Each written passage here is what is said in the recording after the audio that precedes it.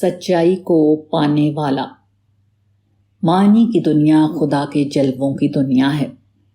کون ہے جو خدا کے جلووں کو انسانی زبان میں بیان کر سکے؟ حقیقت یہ ہے کہ جہاں الفاظ ختم ہو جاتے ہیں وہاں سے معنی کا آغاز ہوتا ہے۔ جب ہم کسی معنی کو بیان کرتے ہیں تو ہم اس کو بیان نہیں کرتے بلکہ اس کو کچھ گھٹا دیتے ہیں، اس کے اوپر ایک قسم کا لفظی پردہ ڈال دیتے ہیں۔ کسی بامعنی حقیقت کو کوئی آدمی صرف اس کے الفاظ سے سمجھ نہیں سکتا۔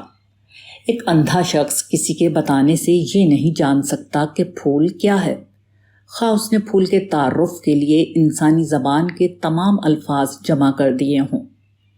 اسی طرح ایک شخص جس نے معنوی حقیقتوں کو دیکھنے کی صلاحیت اپنے اندر نہ جگائی ہو، وہ معنوی حقیقتوں سے باخبر نہیں ہو سکتا، خواہ ڈکشنری کے تمام الفاظ اس کے سامنے دہرا دیے جائیں، خواہ قاموس المعانی کی تمام جلدوں کو اسے پڑھا دیا جائے۔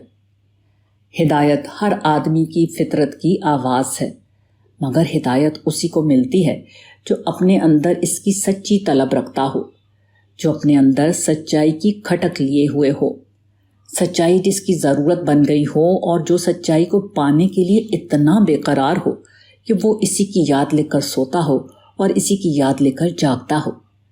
جو آدمی اس طرح سچائی کا طالب بن جائے وہی سچائی کو پاتا ہے۔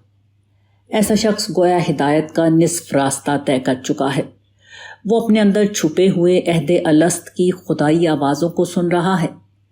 وہ اپنے اندر اس فطری صلاحیت کو بیدار کر چکا ہے جو معانی کی زبان کو سمجھتی ہے۔ ایسا شخص غیر حقیقی دنیا سے بے رغبتی کی وجہ سے حقیقی دنیا کے اتنا قریب آ جاتا ہے کہ وہ فرشتوں کی سرگوشیوں کو سننے لگتا ہے۔ پیغمبر اس تلاش حق کی راہ میں آدمی کا مددگار ہے۔ پیغمبر کے ذریعے حقیقت کا علم ملنے سے پہلے یہ تمام تجربات آدمی کے اندر مبہم اور مجہول انداز میں ہوتے ہیں۔